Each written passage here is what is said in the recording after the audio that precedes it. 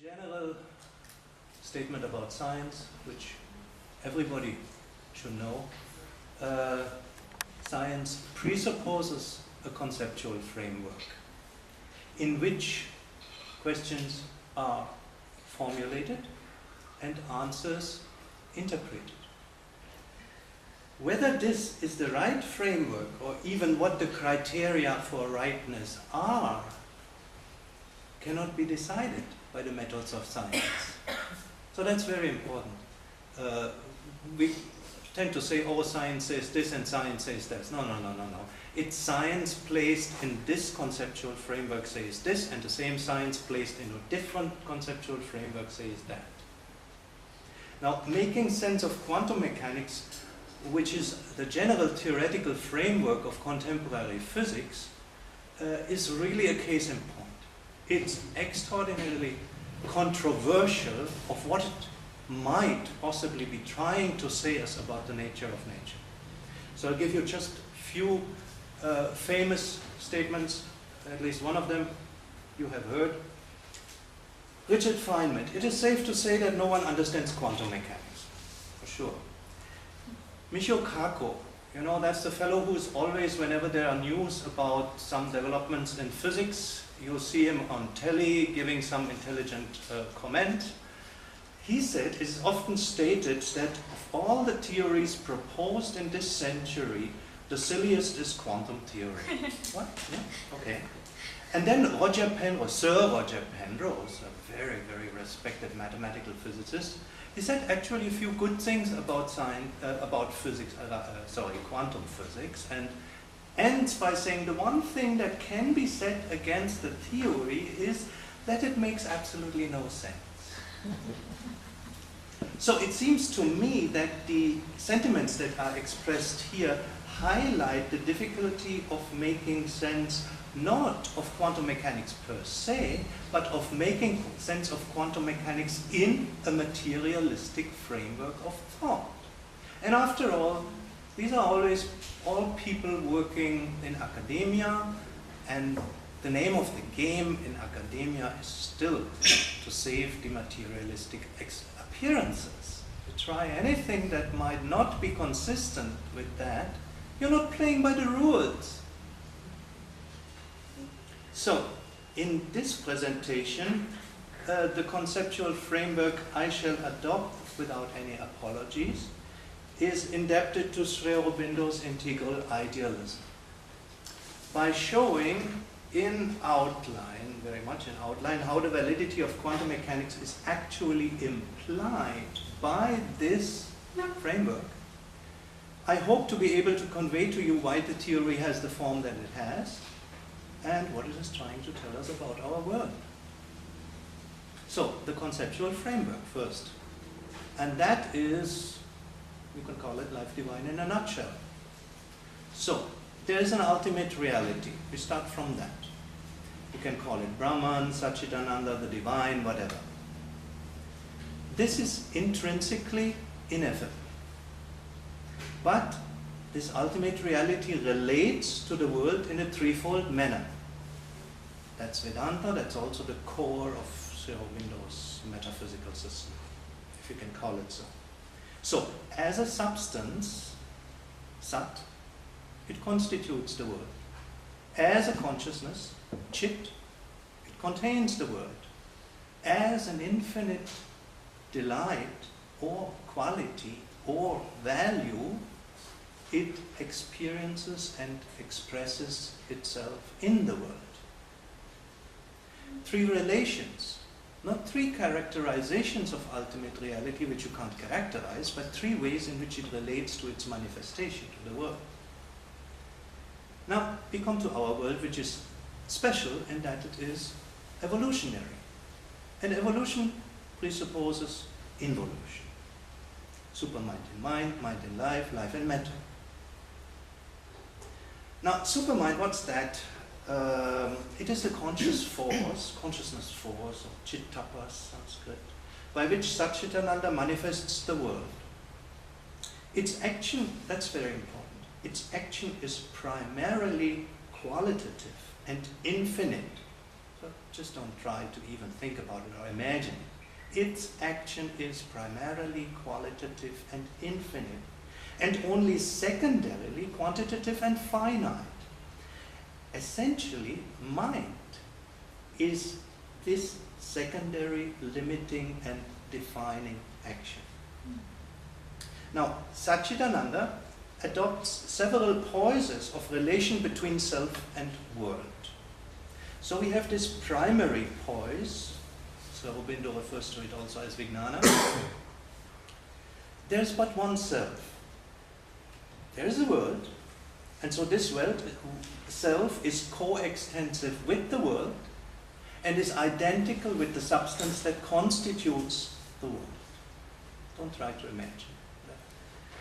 The secondary poise, which he calls Pragnana, you get a little closer to something potentially imaginable.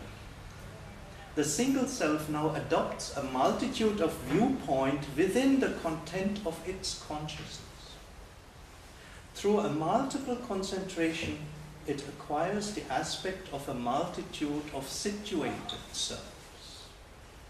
And though I didn't put it here, but we've been talking about distance, it is very important that it is only in this secondary poise, anything resembling to our experience of space comes into existence, not in the primary poise. There is no distance.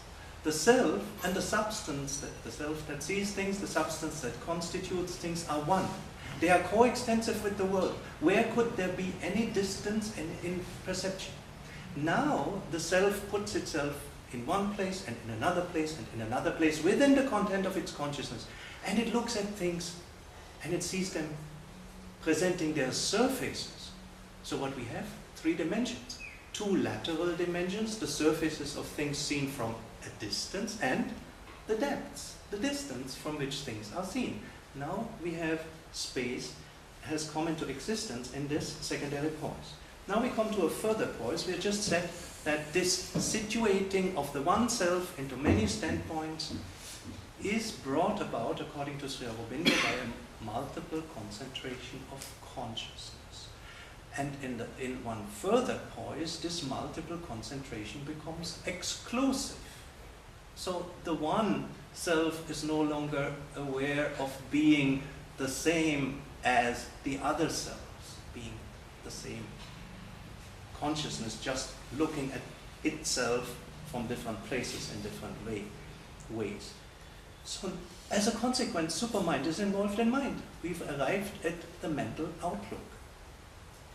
Involution can be carried further, and to just indicate the steps, one could think of the creative process starting quite definitely from infinite, let us call it quality, and leading us to the finite form, goes through something we could call expressive idea or ideas, and through something that we could call formative force. And you'll have no problem seeing that we are going from supermind, which controls this entire movement, to mind, which is concerned with the expressive idea, to life, which is the formative force, to metta, which is the finite form. Before involution, this is one process. The individual is conscious as one infinite quality. Every individual is infinite and yet different from every other, an infinite quality that throws itself into expressive ideas, true fauna, and finite forms. But when supermind gets involved in mind, there's a veil. We are no longer aware of the infinite quality. The individual is no longer aware that all are one. And it is in its activity concentrated in the expression Now, it receives quality, but it receives it subliminally, by inspiration, by intuition, but it's not centered in its identification in that quality. It is identified with the activity of forming ideas. If the evolution is carried one step, the involution, which precedes evolution, makes evolution possible, is carried one step further, we have the expressive idea involved in the formative force. Mind gets involved in life. And then there is a further step when the involution, life itself gets involved in the finite form, in matter. But there is a possibility that quality and all these mediums of expression of qualities still work subliminally, and you still have the possibility of the finite form expressing beauty. And that is what has happened in a subtle physical world. But if the involution is carried into its absolute extreme, then the formative force falls dormant, but the formative force is responsible for the individual form. If that is no longer active, what you end up with, you see, already when we went from the primary poise to the secondary poise, we got a multitude of individuals. And now we are at the end of the line. We still have a multitude of individuals, but no longer a life force that could give them a form, and we end up with a multitude of formless individuals. So the stage for the adventure of evolution has now been set. That is matter, a multitude of formless individuals, which physicists tend to talk about as the fundamental particles or constituents of matter. So, welcome to the physical world. So now evolution is not simply a reversal of involution. A particle does not turn into an organism. Evolution begins with the formation of structured aggregates. And here we face a problem. If life is to manifest itself, we need objects that occupy space, got a certain volume, and have forms. Now, how to create such an object out of a finite number, or even a countably infinite number of particles that individually occupy no space? Well, actually, that was one of the questions that led to perhaps one of the most important perhaps, that led Bohr to his first postulate, which is not the first manifestation of what we now call quantum mechanics, but perhaps the most important step, because the stability of matter could not be explained. You need, when you want an object that is made of particles, and these particles do not occupy individually any space. And you put them together, and you can put as many as you want. They don't occupy any space. So how do you get an object that occupies space and that has a more or less stable form, and it doesn't explode or collapse the moment you put it together? And that's a terrific issue. And one ingredient necessary to create such forms was well known. There's an attractive force between the nucleus and the electrons in the atom, for example, if we start with that. But if this were all this attractive force, then all the electrons in the atom would sit on top of each other. They wouldn't occupy any space. So you need to have a repulsive tendency that prevents them from occupying the same, all sitting on top of each other and not filling out any kind of volume in any way. And this is an unimaginably clever trick of nature, how it is done. But it involves a difficult concept, an objective indefiniteness or fuzziness or indeterminacy, which physicists have not completely come to terms with yet,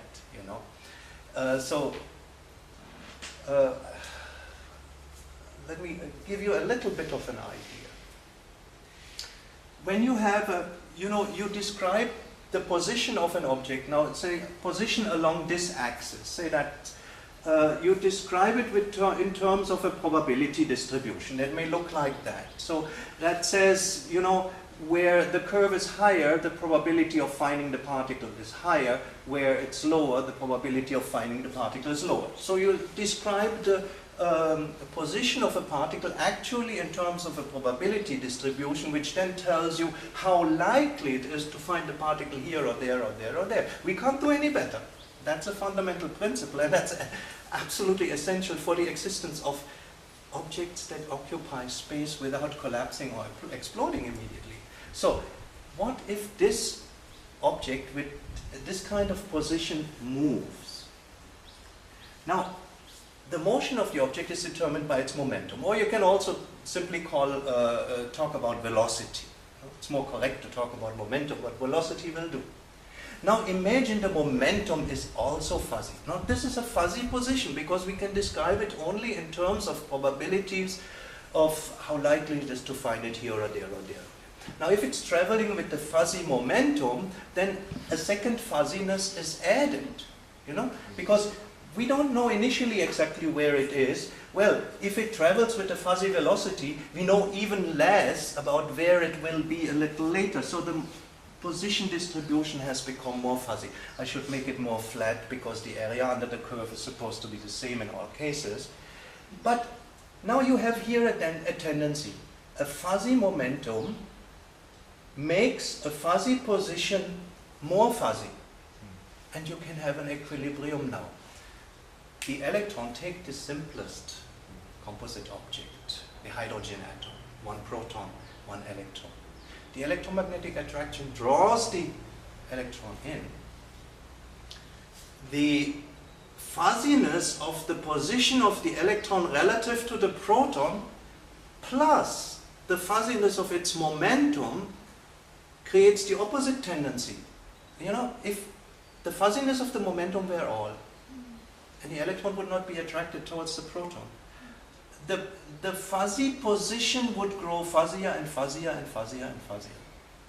And as there is this attractive tendency also, there is a balance between these two tendencies and you can have a stable hydrogen atom. But one thing more is needed because it has to be, this equilibrium has to be a stable. It could also be an unstable equilibrium. So in order that the equilibrium is stable, one has to have an inequality which is known as Heisenberg's uncertainty relation. So you can immediately get that out of this requirement. We have a multitude of formless individuals. We want to make forms that occupy space. How do we do that? Heisenberg's uncertainty relation, the fuzziness of positions, the fuzziness of momenta, and Heisenberg's relations controlling the relationship between these two fuzzinesses is essential, utterly essential. Actually, the total probability equal to 1. That's also very interesting because as if we are breaking the wholeness into fuzziness. So fuzziness is not the starting proposition, right? Fuzziness not for the mind. Yeah, certainly. Not for the mind, that's what I mean. So then, I've already mentioned that. I'm saying here what is the proper way of dealing with a fuzzy quantity? Well, it is to assign probabilities to the possible outcomes of measurements of this quantity. And that is precisely the reason why quantum mechanics is, its formalism, a probability calculus, and why the events, in probabilistic language, the events are the things to which probabilities are assigned, so why they are measurement outcomes.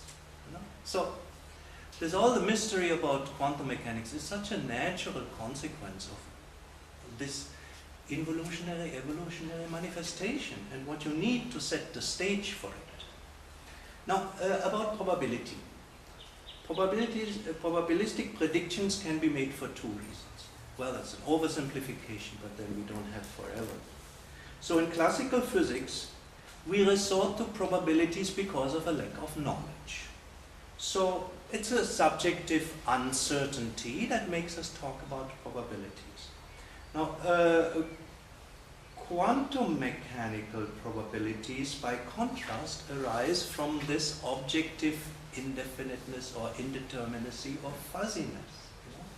So, and we take the mathematical structure of the classical probability algorithm and adjust it so that it properly takes account of this irreducible indeterminacy or fuzziness, and we come in a most straightforward manner to the quantum mechanical probability calculus, and that's already the entire formalism of mathematical formalism of quantum mechanics is already there. There are only a few things that we need to fill in, and that can be filled in with the same kind of a prioristic reasoning by simply thinking about, what are the possibilities? There always only remains one possibility, so that, if, and the assumption is always we want to have this evolutionary manifestation, this adventure of evolution. So, also, could it be that it will not let us be satisfied, because ultimately that fuzziness, it will keep us in the fuzzy area, so that we seek that complete satisfaction somewhere. I'll come to that. So, while the fundamental theoretical framework of contemporary physics tells us how the probabilities of possible measurement outcomes depend on actual measurement outcomes, it offers no clue to how, by what mechanism or process, measurement outcomes determine the probabilities of measurement outcomes. So we have algorithms, but no kind of physical process or mechanisms that underlies those calculations, those algorithms, which allow us to predict, but not to explain how. So actually, it's also something.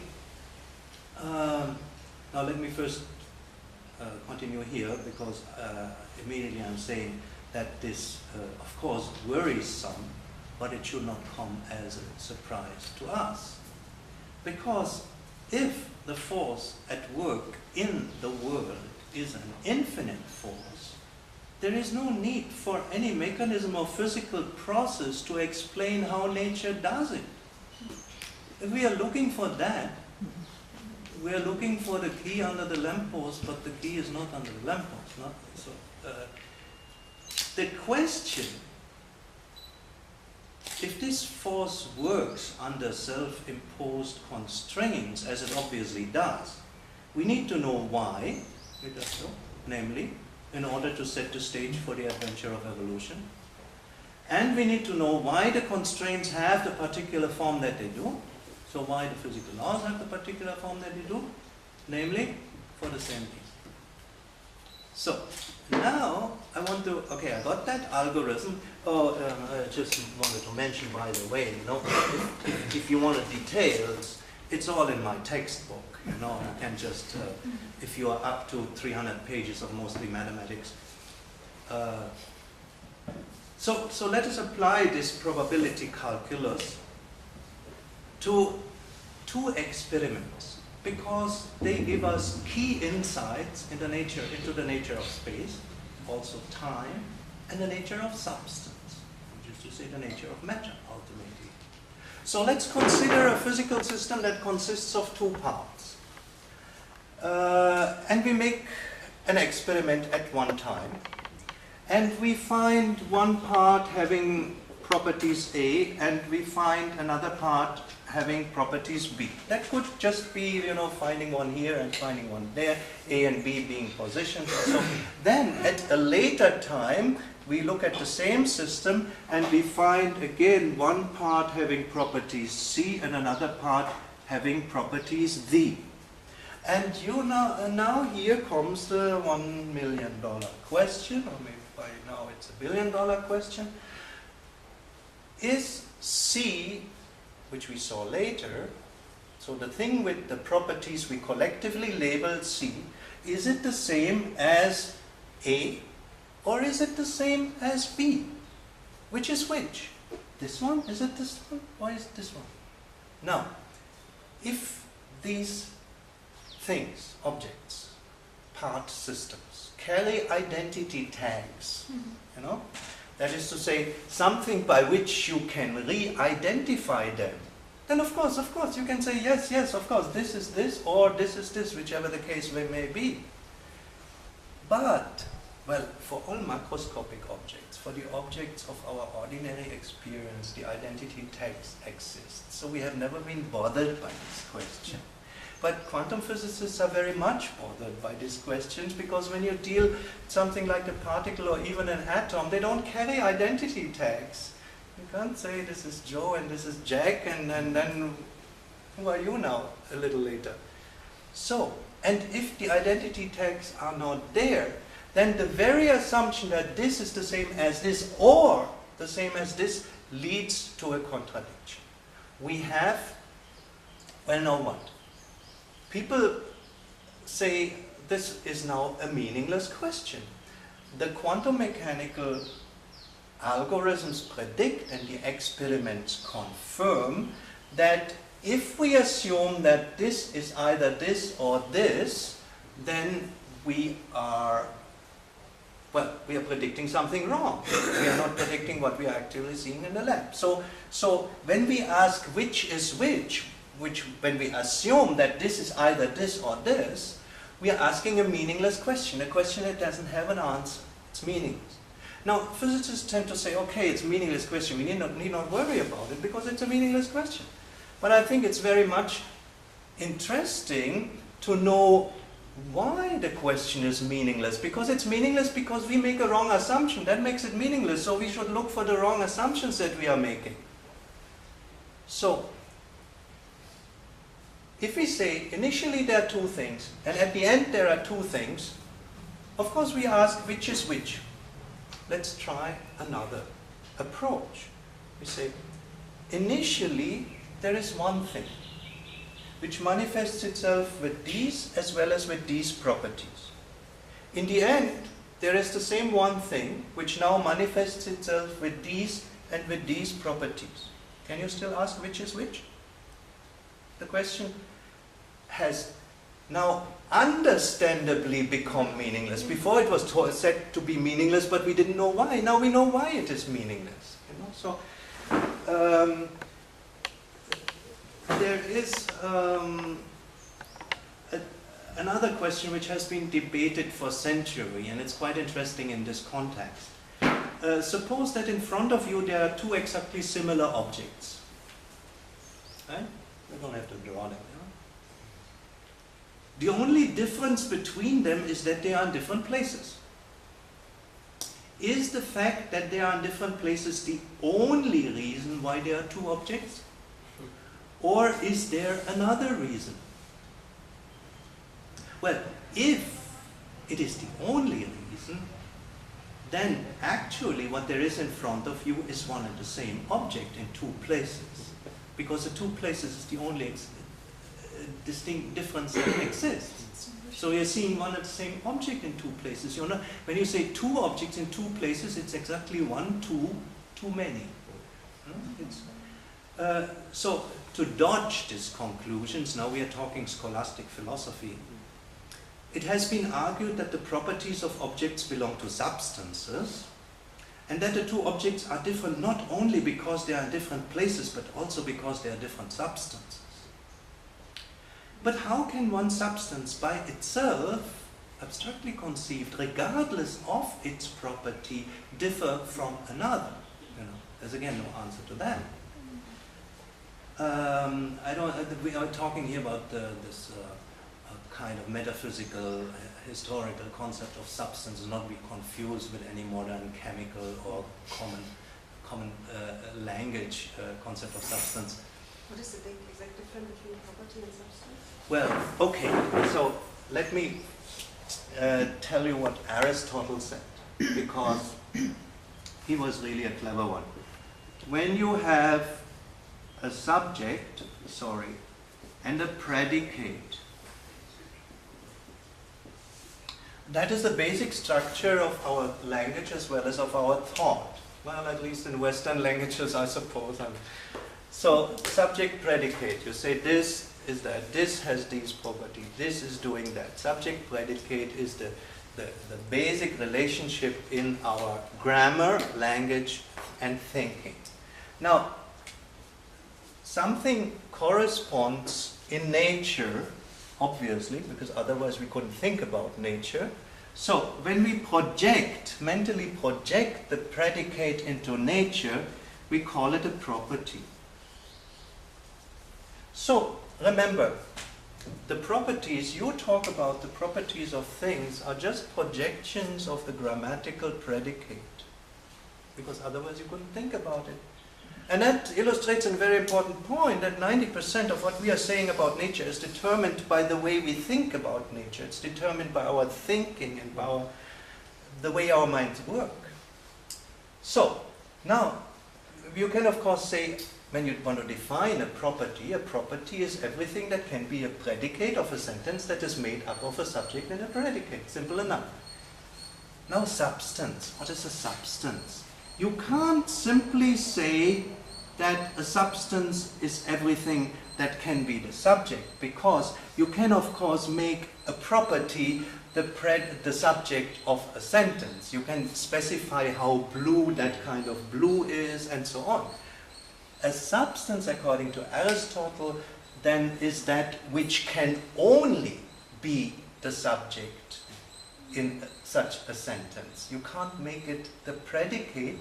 That is to say, you can't make it the property of anything else. Well, that's the Aristotelian substance, and I find it is still one of the nicest definitions that we have. It links it nicely to the way our minds work, and it illustrates another function that substance has. Because when we think of an object as being a substance, we attribute to it a kind of independent existence, the kind of existence we cannot attribute to a property. You see, a property doesn't exist without being the property of something, but a substance can exist without anything else, you know? So the concept, when we then think of something as a substance, we think it's an independently, well, it's an ordinary mental approach, an independently existing thing. Like substance. Now here I'm with poor Aristotle, so that subject goes, of course, way beyond poor Aristotle. But it's, yes, this substance is essentially, because, you know, when we think substance, it corresponds very, very well with the sat of Satchitananda, absolutely. So now quantum mechanics has finally settled this question about these two objects in different places, because it says ultimately there is only one substance, Sat. Well, here we are. Beginning its descent towards involution, the one becomes many by assuming a multitude of properties, including different positions. Completing their descent into involution, the many become again one by losing their differences. Some multiplicity remains, but it is neither a multiplicity of substances nor a multiplicity of properties, but a multiplicity of relations. What remains is a multitude of spatial relations or relative positions between the one and the one. The positions of particles relative to particles are self-relations of the one. You know, I mean,